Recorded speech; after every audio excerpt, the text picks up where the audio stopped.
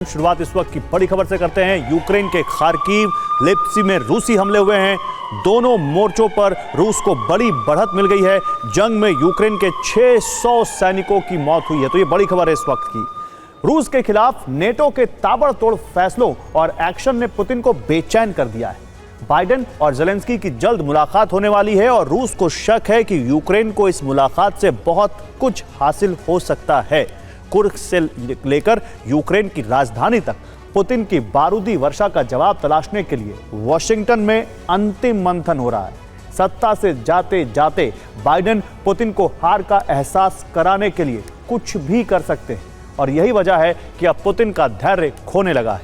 Nuclear weapon तो नहीं, लेकिन वैसी ही ताकत वाले बॉम्ब प्रहार की धमकी दी गई है। कीव से लेकर खार्किव तक जबरदस्त रफ्तार से प्रहार शुरू हो गया है। Near your location.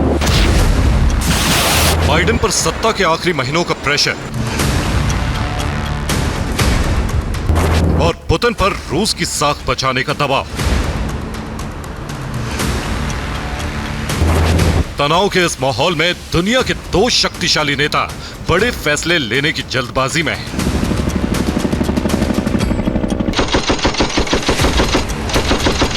यह हड़बड़ी, दबाव और क्रोध रूस और यूक्रेन में बड़ी तबाही लेकर आने वाला है।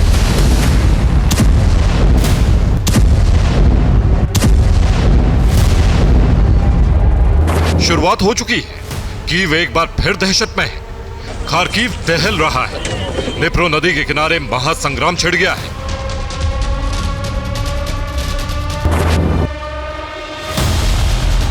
निर्णायक जंग के इस दौर की शुरुआत पुतिन ने कर दी है।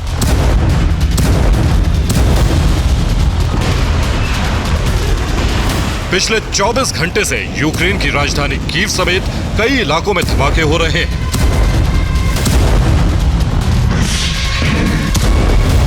रात 2 बजे दिन सोमवार कीव में खतरे का सायरन गूंजने लगा।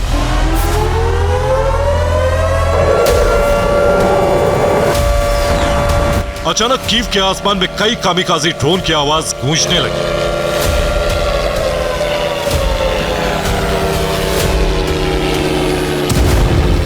यूक्रेन का दावा है कि एयर डिफेंस से सभी ड्रोन गिरा दिए गए। कीव पर सितंबर में यह 8वां बड़ा हमला था। कीव पर करीब 24 ड्रोन से हमला किया गया। कीव तो बाल बाल बच गया, लेकिन खार्किव में एक अपार्टमेंट रूसी हमले से धधक उठा।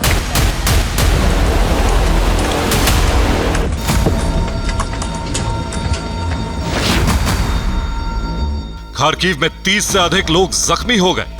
सितंबर में रूस के हमले की रफ्तार बेहद तेज है।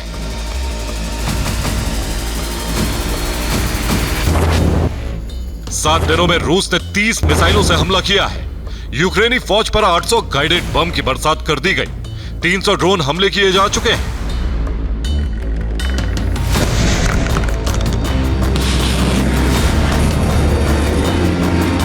यूक्रेन के पास अमेरिकी और दूसरे देशों का एयर डिफेंस नहीं होता तो अंदाजा लगाइए यूक्रेन में कितनी बड़ी तबाही होती।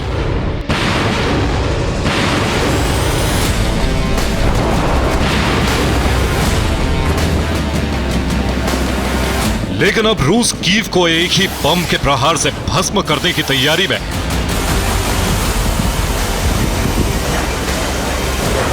इसका संकेत दिया है पुतिन के करीबी और रूसी रक्षा परिषद के डिप्टी चेयरमैन दिमित्री मेदवेदेव ने। मेदवेदेव ने यूक्रेन पर FOAB यानी फादर ऑफ ऑल बम से हमले की धमकी दी।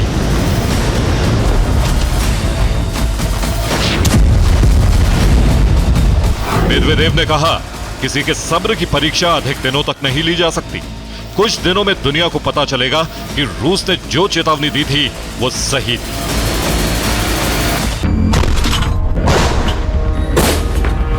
यूक्रेन पर बड़े हमलों में नाकामी और कुर्स्क में यूक्रेनी सेना की घुसपैठ से रूसी सरकार की झुंझलाहट बढ़ गई है।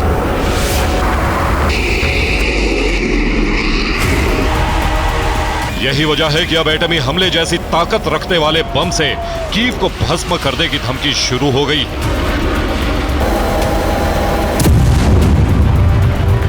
रूस के बेहद तेज होते हमले और फादर ऑफ ऑल बम से हमले की धमकी की वजह समझ लीजिए।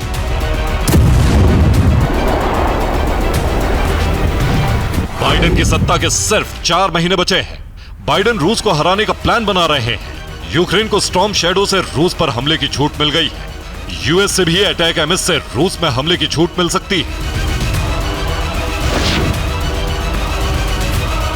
ज़ेलेंस्की और बाइडेन की मुलाकात होने वाली है। कई बड़े ऐलान होने वाले हैं।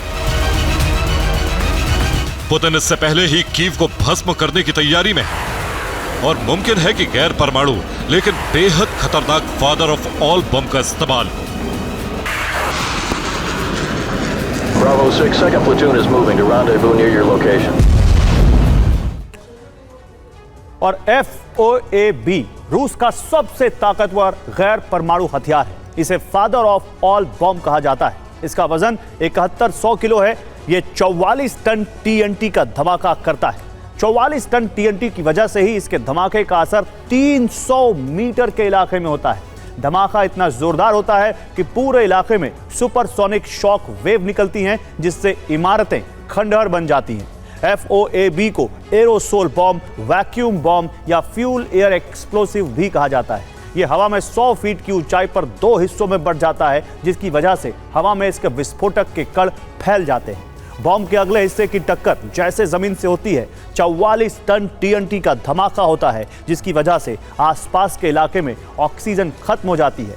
तापमान इतना गर्म हो जाता है कि लोहा भी पिघल जाता है। आग का गोला आसपास की हवा को अपने अंदर खींचता रहता है और फिर हवा भरने के बाद वेव तेजी से बाहर निकलने की वजह से एक बड़ा शॉक वेव पैदा होता है। यही वजह है कि अंडरग्राउंड बंकर में छिपकर बैठे सैनिकों का भी दम घुट जाता है और इमारतें तबाह हो जाती।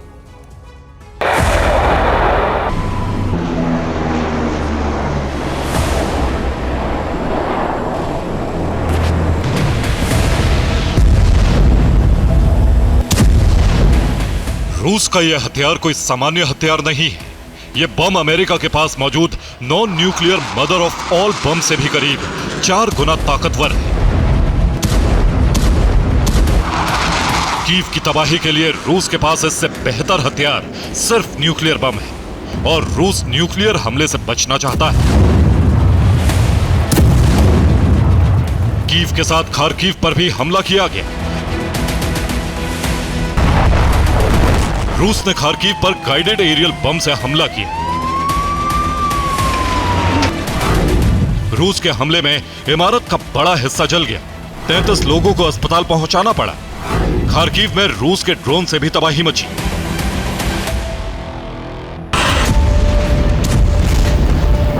एक तरफ खार्किव में यूक्रेनी डिफेंस रूसी हमलों को रोकने में नाकाम रहा, तो वहीं रूसी एयर डिफेंस ने यूक्रेन को बहुत बड़ा नुकसान पहुंचाया है।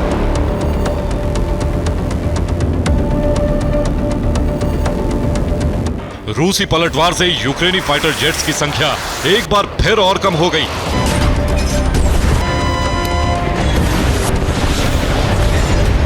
रूस ने यूक्रेन के 3 एयरक्राफ्ट को गिरा दिया।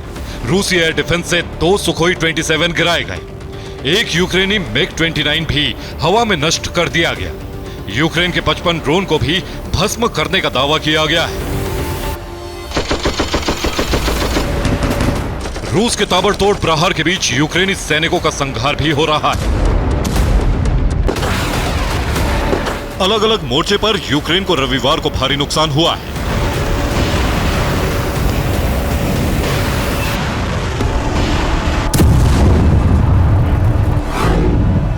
रूसी रिपोर्ट के मुताबिक 24 घंटे में यूक्रेन के 2200 सैनिकों को खत्म कर दिया गया। यूक्रेन के 2 होवित्जर भी तबाह हो गए। हाई मार्स हमलों को एयर डिफेंस से नाकाम कर दिया गया।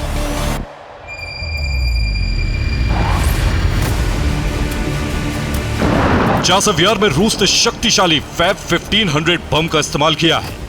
रूस का दावा है कि हमले में यूक्रेन के कमांड सेंटर को नष्ट कर दिया गया। इसके अलावा सूमी, डोनेस्क, लुहांस्क में बमबारी हुई। चासव यार के साथ पोक्रोवस्क भी रूसी बारूद से दहल उठा है।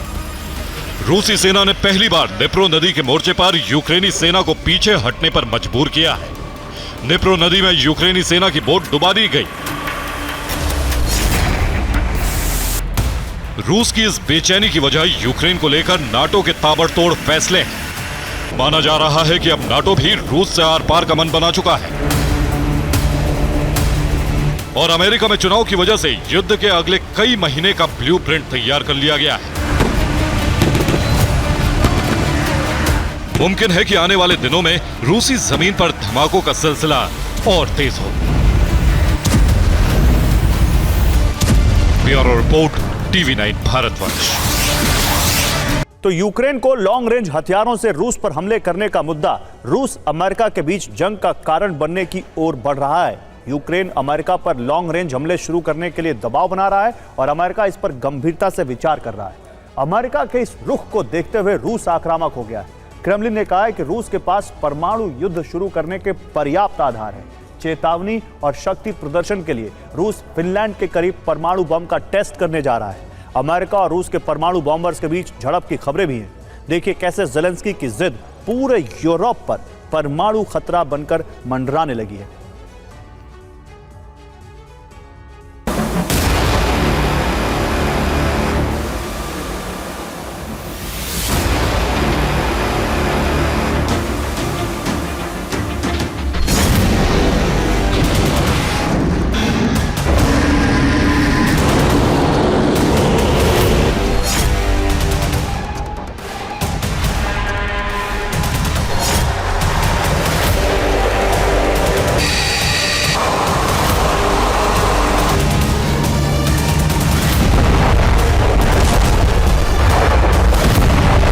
क्रोधित पुतिन ने अलास्का तक भेज दिए हैं परमाणु बॉम्बर।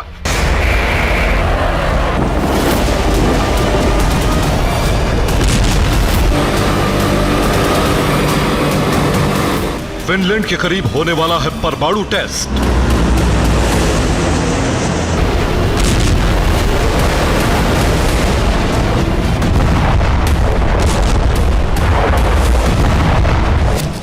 क्रेमलिन ने जारी की परमाणु हमले की अंतिम चेतावनी।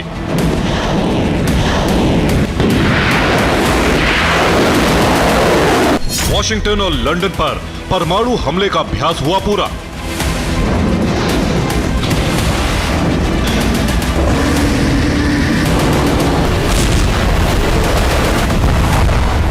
ये सारे घटनाक्रम 14, 15 और 16 सितंबर के हैं और इनके पीछे सबसे बड़ी वजह है रूस पर लॉन्ग रेंज हमलों का मुद्दा।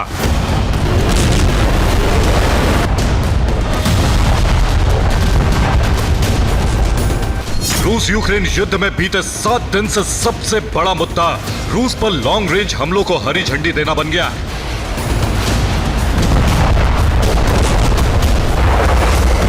अमेरिका ने अभी तक यूक्रेन को रूस पर लॉन्ग रेंज हमलों की अनुमति का सार्वजनिक ऐलान नहीं किया है, लेकिन माना जा रहा है कि बाइडेन प्रशासन यह तय कर चुका है कि नवंबर में चुनाव आने से पहले पहले युद्ध को उस स्थिति में लाया जाए जहां से समाधान की गुंजाइश खत्म हो चुकी हो।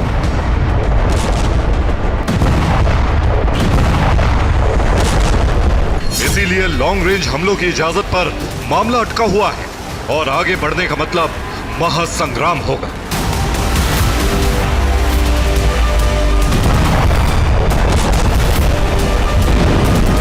लॉन्ग रेंज हमलों पर अब तक के जो घटनाक्रम है उससे यही संकेत मिल रहे हैं। 15 सितंबर को ब्रिटेन के 5 पूर्व रक्षा मंत्री और प्रधानमंत्रियों ने स्टार्मर से लॉन्ग रेंज हमलों की अनुमति देने की अपील की। 13 सितंबर को ब्रिटेन के प्रधानमंत्री कीव स्टार्मर बाइडेन से मिलने वॉशिंगटन पहुंचे। 13 सितंबर को बाइडेन ने कहा कि अमेरिका इस मुद्दे पर विचार कर रहा है। 11 सितंबर को अमेरिकी विदेश मंत्री एंटनी ब्लिंकन और ब्रिटेन के विदेश मंत्री डेविड लैमी कीव पहुंचे। अब इसी मुद्दे पर यूक्रेन के राष्ट्रपति व्लादिमीर ज़ेलेंस्की ने कहा है कि यूक्रेन के पास हथियारों की कमी है और अब रूस को रोकने के लिए लॉन्ग रेंज हमले ही एकमात्र उपाय है।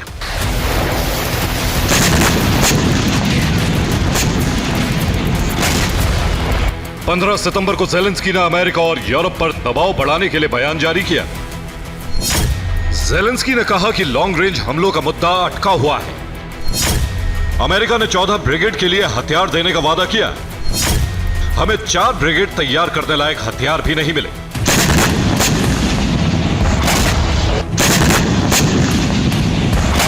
यूक्रेन जंग में पिछड़ रहा है और इसीलिए अमेरिका के कई सहयोगी देश दबाव बना रहे हैं कि यूक्रेन को अटैक एमएस और स्टॉर्म शैडो से हमले की इजाजत दे दी जाए।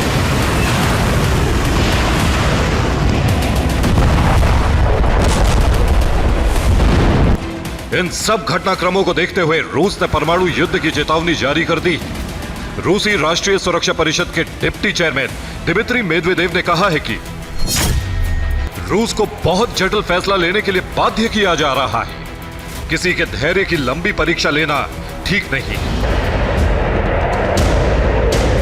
चेतावनी सिर्फ शब्दों में जारी नहीं की गई, बल्कि रूस ने परमाणु मिसाइलों के साथ अपने बॉम्बर अमेरिकी वायु सीमा में भी भेज दिए हैं। रूस ने अमेरिका को चेतावनी देने के लिए अपने परमाणु बॉम्बर अलास्का की ओर रवाना कर दिए। रूस के 2 Tu-142 बॉम्बर अलास्का पहुंच गए। इन दोनों परमाणु बॉम्बर्स ने रूस और अमेरिका के बीच तय किए गए एयर डिफेंस आइडेंटिफिकेशन जोन को भी पार कर दिया। अमेरिका का ADIZ यानी air defence identification zone US तट रेखा से 240 किलोमीटर दूर है। नोरैड यानी north American aerospace defence command ने इन्हें इंटरसेप्ट करने के लिए तुरंत 2 F-16 रवाना किए। F-16 फाइटर जेट्स के करीब आने के बाद रूस के दोनों बॉम्बर ADIZ से बाहर निकल गए।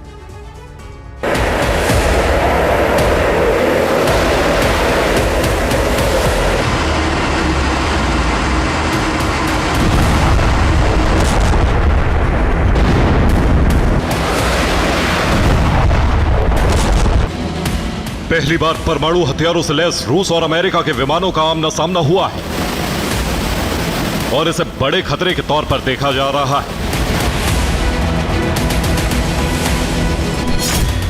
रूस ने इन बॉम्बर से परमाणु हमलों का अभ्यास पूरा कर लिया है।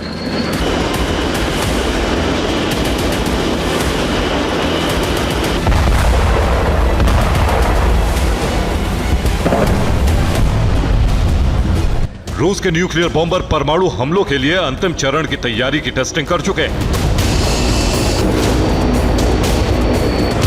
रूस ने इस हमले का अभ्यास भी अलास्का के करीब किया।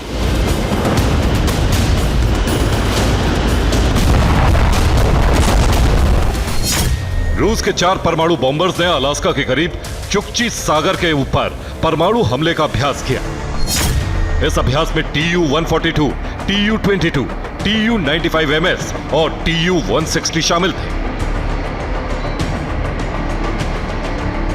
परमाणु हमलों के लिए तैयार रूस ने अब परमाणु शक्ति प्रदर्शन करने का फैसला भी लिया है। रूस बहुत जल्द एक बड़ा परमाणु टेस्ट करने जा रहा है। यह टेस्ट फिनलैंड सीमा के करीब और कारा सागर से सटे हुए नोवाया जेमेलिया न्यूक्लियर बेस पर किया जाएगा। इस टेस्ट के जरिए यूरोप में अमेरिका के सहयोगी देशों को रूस की शक्ति का एहसास कराया जाएगा। रूसी मीडिया में यह मांग उठने लगी है कि परमाणु टेस्ट के दौरान ही लंदन और वॉशिंगटन के मॉडल बनाकर दुनिया को यह दिखाया जाए कि रूस का एक हमला कितना विनाशक होगा। А давайте построим на Новоземельском полигоне ядерном копию Лондона, ну хотя бы центра Сити, пусть будет просто Сити. И бахнем. И еще Вашингтона, вот этот центр, где стоит колонна, Белый дом, вот эта центральная часть. И проведем учения с применением, возможным применением, у нас подготовленный полигон. रूस सबसे विनाशक युद्ध की पूरी तैयारी के संकेत दे चुका है और अब लंदन, वॉशिंगटन से सीधे युद्ध की मांग तेज हो रही है। अगर यूक्रेन को लॉन्ग रेंज हमलों की इजाजत मिली तो महाविनाश तय माना जा रहा है। Bureau report, TV9 Bharatvarsh. उधर रूस यूक्रेन युद्ध में तबाही का एपिसेंटर कुर्स्क बन चुका है। इस वक्त कुर्स्क पर यूक्रेन ने करीब 80% इलाके पर कब्जा कर लिया है। रूस अपनी जमीन वापस पाने के लिए छटपटा रहा है। अब रूस ने एक प्लान तैयार किया है जिससे कुर्स्क से यूक्रेनी सैनिक भी खदेड़े जा सकते हैं और यूक्रेन में रूस भारी तबाही भी मचाता रहेगा। पुतिन के प्लान की भनक लगते ही ज़ेलेंस्की ने न्यूक्लियर हमले की धमकी दी है। यानी अब कुर्स्क की जमीन से एटमी विध्वंस की दस्तक हो सकती है। हालांकि बिना नेटो के युद्ध में उतरे ऐसा मुश्किल है। यानी ज़ेलेंस्की के बड़े बढ़े हौसले के पीछे नेटो है, जो रूस से टकराने की तैयारी कर चुका है और कई ठिकानों पर तबाही का विस्फोट कर सकता है।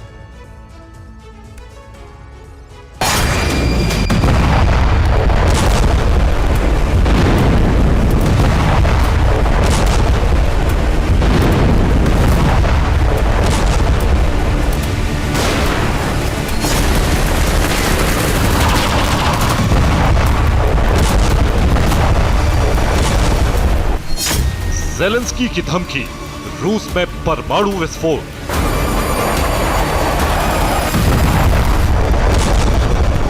तबाही की आंधी आ चुकी, एटमी जलजला कभी भी आ सकता है।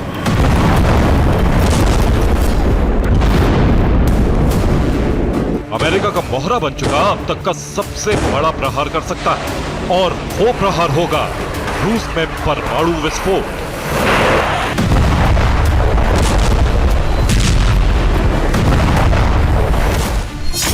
ज़ेलेंस्की की धमकी, रूस में परमाणु विस्फोट।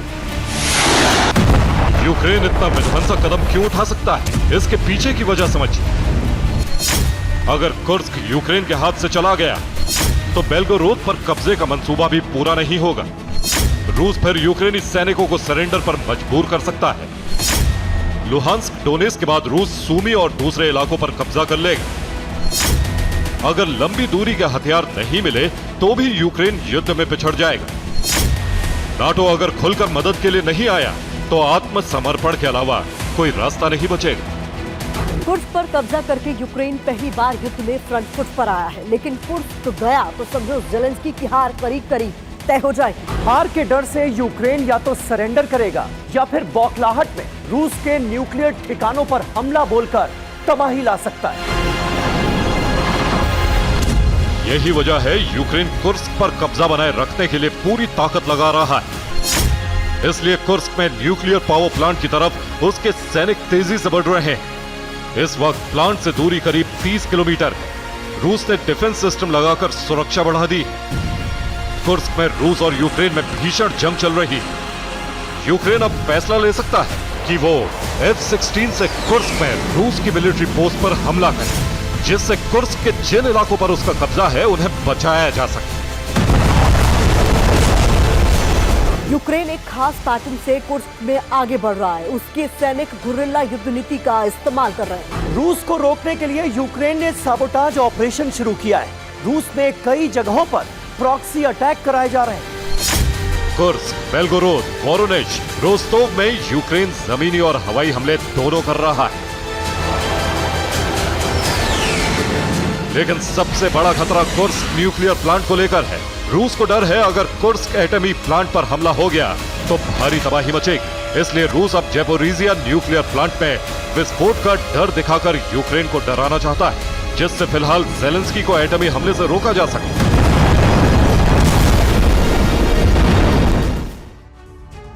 तो ज़ेलेंस्की की न्यूक्लियर धमकी के पीछे पेंटागन है, क्योंकि यूक्रेन को लॉन्ग रेंज हथियार मिल सकते हैं जिनसे यूक्रेन रूस के परमाणु ठिकानों पर हमले कर सकता है। कोजेल्स्क और लेतिचेवो साइलो साइट पर लॉन्ग रेंज ड्रोन से यूक्रेन हमला कर सकता है। वहीं उजहर और दोमबोरोव्स्की भी मिसाइल दाग सकता है, जबकि कर्टले और एलिस्क मिसाइल बेस भी उसके टारगेट पर है। इसके अलावा 3 नेवल बेस पर भी यूक्रेन हमला कर सकता है, जिसमें पहला नाम नेर्पिकिया का है। उसके बाद यागलेनिया और रायबेकिया भी निशाने पर है, जहां रूस ने न्यूक्लियर सबमरीन की तैनाती की हुई है।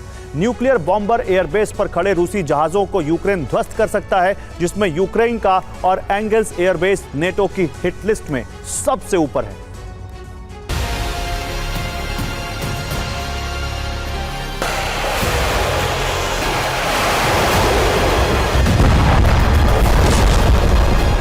अगर रूस पर हमले के लिए अमेरिका लंबी दूरी का हथियार देता है तो इसका सीधा मतलब है कि नाटो कभी भी युद्ध में उतर सकता है।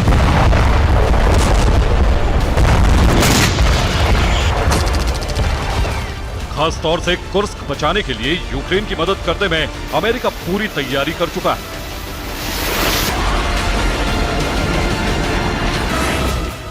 इस बीच रूस की तरफ से धमकी दी गई। कुर्स्क में जीत का ख्वाब यूक्रेनी आतंकियों के लिए मौत का रास्ता बन चुका है। वैसे भी पिछले 3 दिन में रूस ने कुर्स्क में जिस तरह से वापसी की है, उससे यूक्रेनी सैनिकों के पैर उखड़ने लगे।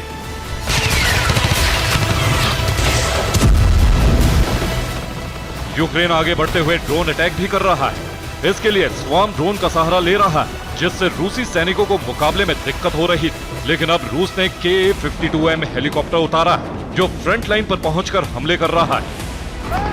रूस ने कुर्स्क में मलाया लोकना में बढ़त हासिल कर ली। वहां से यूक्रेनी सैनिकों का करीब करीब सफाया कर दिया गया।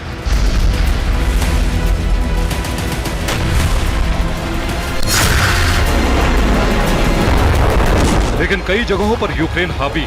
कुर्स्क में यूक्रेन ने पलटवार करते हुए रूस के 14 मिलिट्री व्हीकल खाक कर दिए, जिससे आगे बढ़ रही रूसी पैराट्रूपर की यूनिट को पीछे हटना पड़ा।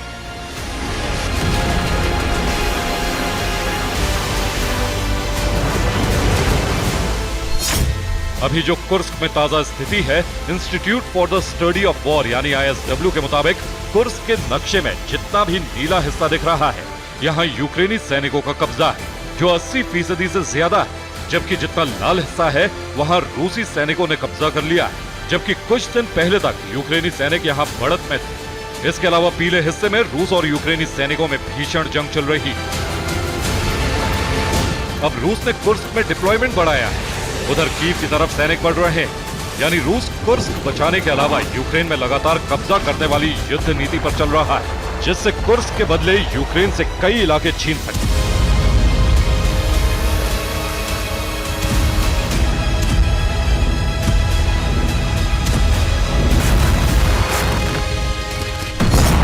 इससे बौखलाई यूक्रेन ने प्रॉक्सी हमले शुरू कर दिए। स्वेरदोविस्क में गैस पाइपलाइन को उड़ा दिया। वोरोनिश में हथियार डिपो खाक में मिला दिया। बेल्गोरोद में एयर डिफेंस सिस्टम पर ड्रोन हमला किया गया। जबकि रोस्तोव में 30 से ज्यादा इमारतों को हमले में नुकसान पहुंचा। अब बारी रूस की है कि वो यूक्रेन पर कितने विध्वंसक हमले करता है, खासतौर से यूक्रेन के एयरबेस निशाने पर, जहां से F-16 उड़कर रूस पर हमला कर सकते हैं। Bureau report, TV9 Bharatvarsh. तो 7 अक्टूबर को ऑपरेशन अल अक्सा को 1 साल पूरा होने वाला है, लेकिन उससे पहले ईरानी प्रॉक्सी ने इजरायल के खिलाफ एक बड़े हमले की तैयारी की है। दावा है कि ईरानी प्रॉक्सी तेल अवीव पर ट्रिपल अटैक के लिए तैयार है, जिसमें ईरान ही नहीं, रूस भी उनकी मदद कर रहा है। दावा यह भी है कि पुतिन ईरान को न्यूक्लियर तकनीक देने वाले हैं। ऐसे में सवाल है कि क्या राष्ट्रपति पुतिन ने अरब से यूरोप विनाश की तैयारी शुरू कर दी है? देखिए इस रिपोर्ट में। हिजबुल्लाह के ड्रोन इजरायल को दहला रहे हैं।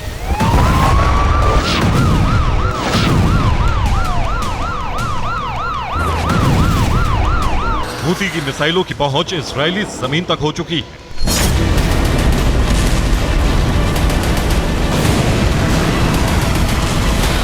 हमास इजरायल में फिर 7 अक्टूबर जैसे हमले की धमकी दे रहा है।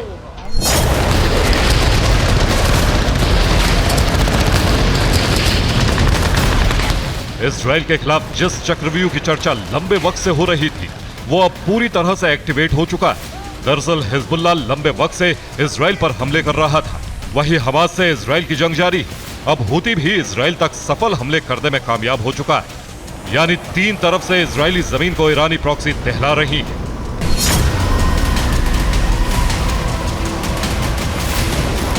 कल तक जो हूती सिर्फ रेड सी में आंखें दिखा रहा था, वो अब बेहद खतरनाक रूप ले चुका है।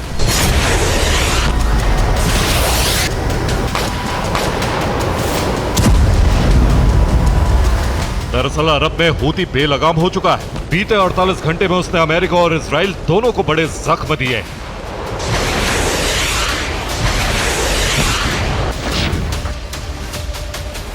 पंद्रह सितंबर के दिन हूती ने पहली बार तेल अवीव पर सफल बैलिस्टिक हमले को अंजाम दिया था। तो 16 सितंबर की रात यमन में अमेरिका के MQ-9 रीपर ड्रोन को भस्म कर दिया। ये बीती रात यमन की तस्वीरें हैं, जहां आसमान में उड़ते अमेरिका के MQ-9 रीपर ड्रोन को हूती ने तबाह कर दिया।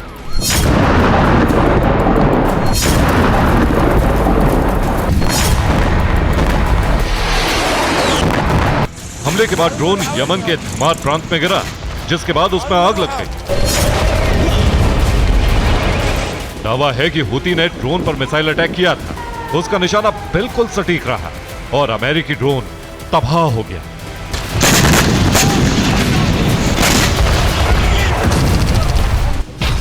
सात अक्टूबर के बाद से हुती ने अमेरिका के 10 MQ-9 ड्रोन तबाह किए हैं, जिसमें 3 ड्रोन के परखच्चे सिर्फ बीते 2 हफ्ते में उड़ाए गए हैं। सबसे बड़ी हैरानी इजराइल पर हुए बैलिस्टिक हमले को लेकर है। दरअसल 7 अक्टूबर के बाद से हुती कई बार इजराइल पर मिसाइल हमले कर रहा है, लेकिन वो हर बार नाकाम होता रहा।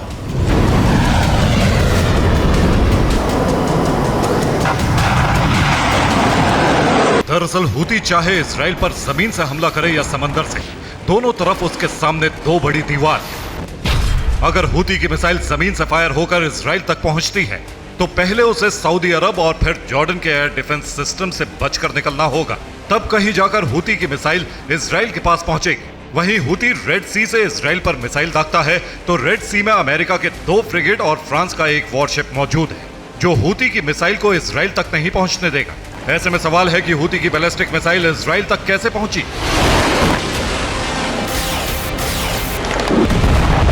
दरअसल इजराइल पर जिस बैलिस्टिक मिसाइल से हमला किया गया था उसने 11 मिनट में 2000 किलोमीटर का सफर तय किया था। दावा है कि ये हुती की नई बेहद आधुनिक बैलिस्टिक मिसाइल है और इसकी रफ्तार इसके जखीरे में मौजूद दूसरी मिसाइलों से कहीं ज्यादा तेज है। हुती की इस ताकत का सीक्रेट ईरान रूस के गठजोड़ को माना जा रहा है।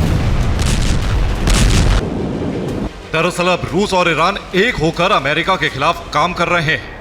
ईरान के बाद अब रूस भी ईरान प्रॉक्सी को हथियार सप्लाई कर रहा है, जिससे उनकी ताकत बेहद ज्यादा बढ़ गई है।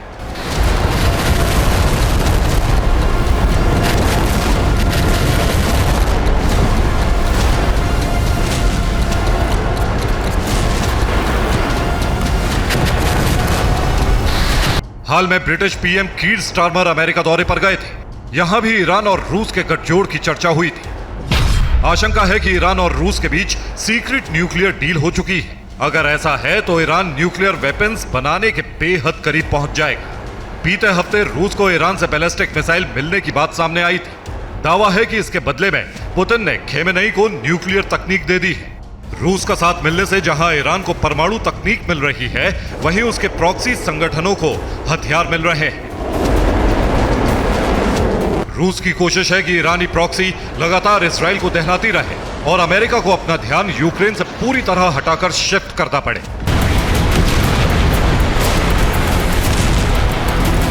पुतिन के इस प्लान का ट्रेलर भी दिखने लगा है। हुती के प्रवक्ता याह्या सारी ने कहा है, ऑपरेशन अल अक्सा फ्लड की पहली बरसी 7 अक्टूबर को है। 7 अक्टूबर तक इजराइल पर सरप्राइज अटैक किए जाएंगे।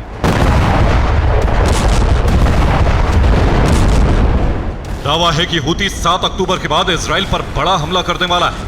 और चीन ने एक पुराने आइडिया को नए मकसद के लिए इस्तेमाल किया है। चीन में बरसों पहले गुब्बारे जैसे विमानों का इस्तेमाल होता था, अब चीन ने उसी तरीके के कई एयरशिप तैयार किए हैं। चीन का दावा है कि एयरशिप से पर्यटक आसमान में उड़ान भरेंगे, लेकिन ब्रिटिश एक्सपर्ट का दावा है कि रूस ने पड़ोसी देशों की जासूसी के लिए एयरशिप बनाया है।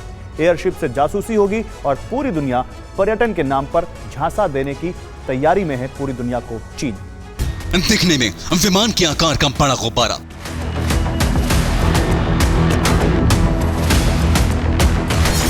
लेकिन निचले हिस्से में बैटरी की जगह भी और रफ्तार देने वाला इंजन भी।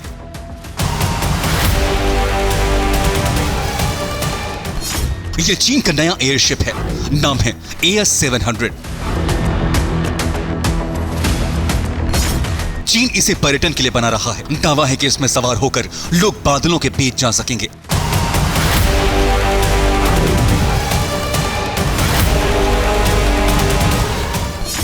आसमान की ऊंचाइयों से किसी शहर या समंदर और द्वीपों की खूबसूरती देख सकेंगे, लेकिन एक्सपर्ट्स इसे चीन की बड़ी साजिश मान रहे हैं।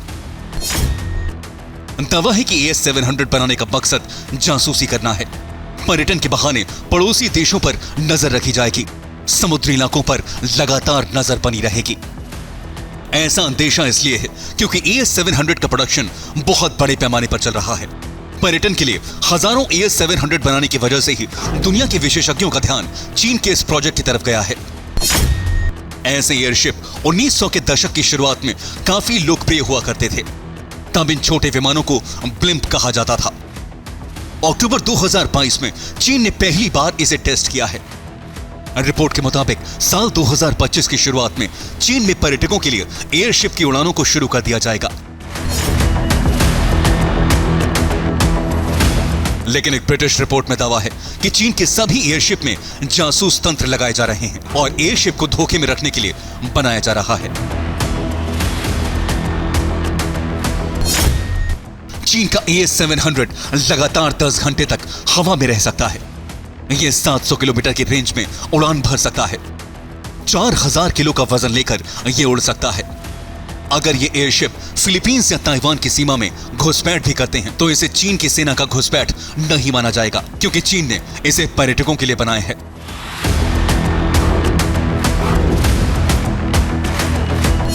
पड़ोसी मुल्कों की सेना ऐसे एयरशिप को लेकर ज्यादा सतर्कता भी बरतेंगी।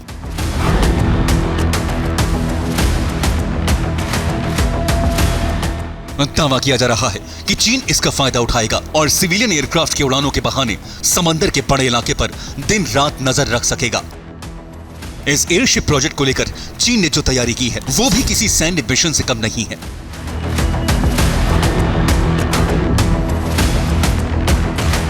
सैटेलाइट तस्वीरों से पता चलता है कि चीन के उत्तर पश्चिम इलाके में इन विशाल एयरशिप को रखने के लिए हैंगर बनाए गए हैं। हालांकि चीन के पास ताकतवर सर्विलांस विमानों की कमी नहीं है, लेकिन सैन्य विमानों की हर उड़ान पर चीन के दुश्मनों की नजर होती है। पर्यटन के बहाने ऐसे एयरशिप कई इलाकों से चलेंगे। एक ही समय में कई एयरशिप आसमान में होंगे। कम ऊंचाई की वजह से एयर ट्रैफिक प्रभावित नहीं होगा। 24 घंटे एयरशिप आसमान से चीन के लिए पहरेदारी का काम करेंगे। चीन की विस्तारवादी सोच से पूरी दुनिया वाकिफ है, खासतौर से फिलीपींस, ताइवान और दक्षिण चीन सागर को लेकर चीन के इरादे भी दुनिया समझ चुकी है। यही वजह है कि चीन के हर प्रोजेक्ट को शक की निगाह से देखा जा रहा है और एयरशिप पर संदेह करने की तो कई वजहें हैं।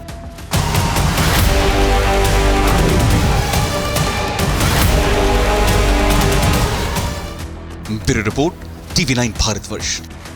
15 सितंबर को अमेरिका में उस वक्त हड़कंप मच गया जब फ्लोरिडा में एक शख्स AK-47 लेकर डोनाल्ड ट्रंप के बेहद करीब पहुंच गया। दावा है कि हमलावर ट्रंप की हत्या के इरादे से आया था, लेकिन उसे वक्त पर गिरफ्तार कर लिया गया।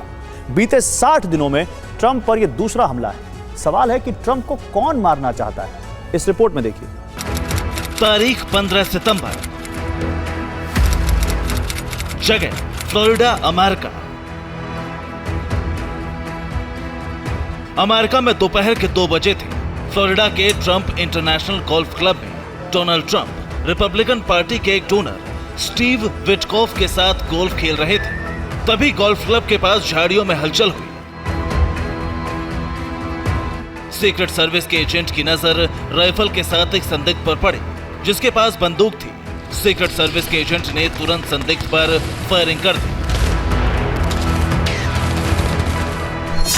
दावा है कि संदिग्ध डोनाल्ड ट्रंप पर हमले के इरादे से आया था। ट्रंप से करीब 300 से 500 मीटर की दूरी पर झाड़ियों में छिपा था। उसने AK-47 से डोनाल्ड ट्रंप पर फायरिंग भी की। सीक्रेट सर्विस एजेंट के हमलावर पर फायर करते ही वो भाग निकला। वहां एक चश्मदीद ने हमलावर की गाड़ी की तस्वीर खींच ली। सीक्रेट सर्विस ने नंबर प्लेट के आधार पर गाड़ी का पीछा किया। गोल्फ कोर्स से 60 किलोमीटर दूर हमलावर को पकड़ लिया।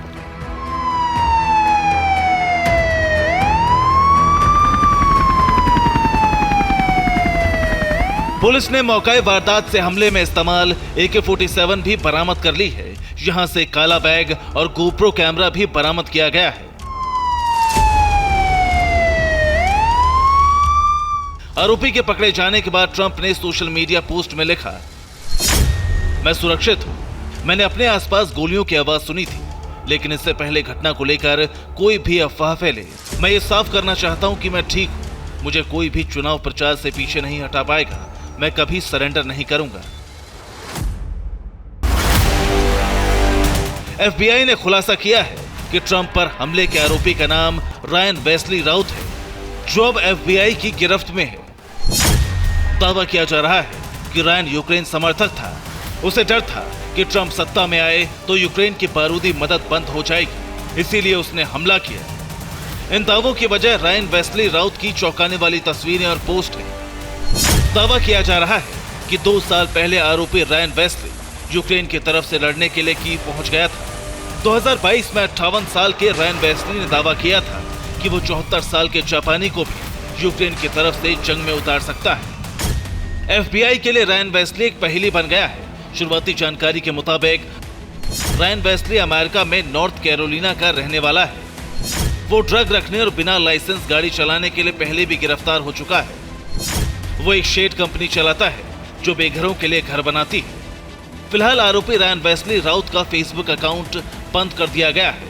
न्यूयॉर्क टाइम्स के मुताबिक आरोपी के सोशल मीडिया अकाउंट से पता चलता है कि उसने 2016 में ट्रंप को वोट दिया था, लेकिन अब वो ट्रंप को मारने के लिए पहुंच गया। सवाल है कि क्या वाकई रायन ट्रंप के यूक्रेन विरोधी नीतियों की वजह से उन्हें मारना चाहता था या फिर वजह कोई और है?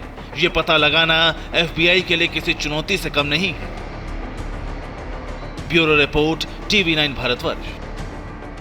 यूरोप में इस वक्त सबसे ज्वलंत मुद्दा है अरब अफ्रीका से आने वाले शरणार्थी, और अब यूरोप के देशों में सरकारें भी इस मुद्दे पर बनने और बिगड़ने लगी। क्या हो रहा है? क्या भगदड़ मची है? तो जवाब है नहीं।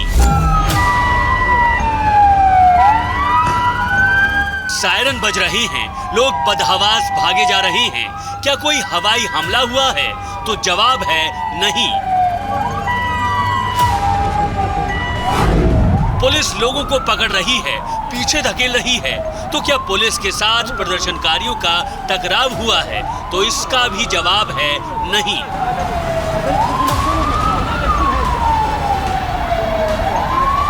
ये तस्वीरें आई हैं स्पेन की सीमा से।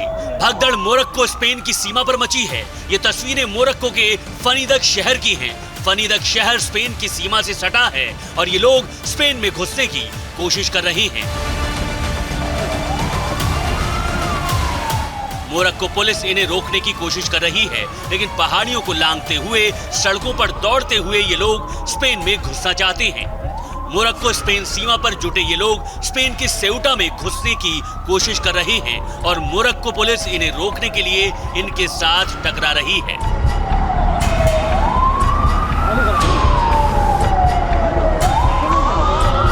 लेकिन सवाल ये कि अचानक इतनी भीड़ मोरक्को स्पेन के बॉर्डर पर जमा कैसे हुई? तो इसके लिए प्री प्लानिंग की गई। मोरक्को में शरणार्थियों के कई संगठन हैं। मोरक्को के लोग अफ्रीका के शरणार्थी संगठनों के सदस्य हैं। संगठनों ने सोशल मीडिया पर संदेश फैलाए। 15 सितंबर को स्पेन सीमा में घुसपैठ की अपील की गई। हजारों की तादाद में लोग स्पेन सीमा पर जमा हो गए। बॉर्डर की सुरक्षा ध्वस्त करने के लिए भीड़ ने एक साथ घुसपैठ की। ये सभी लोग बेहतर जीवन की तलाश में यूरोप जाना चाहते हैं।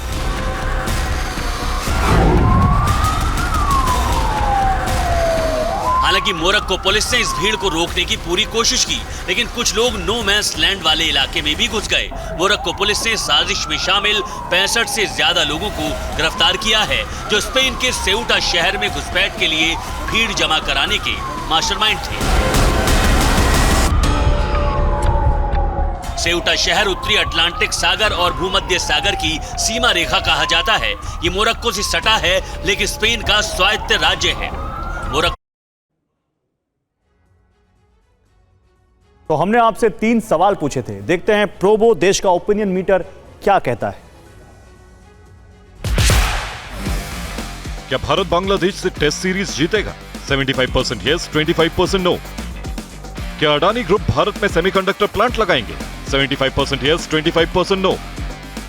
क्या स्त्री 2 जवान से ज्यादा हिट फिल्म होगी? 15% यस, 85% नो। डाउनलोड कीजिए प्रोबो ऐप और दीजिए अपना opinion. This game may be habit forming or financially risky. Play responsibly. TNC apply.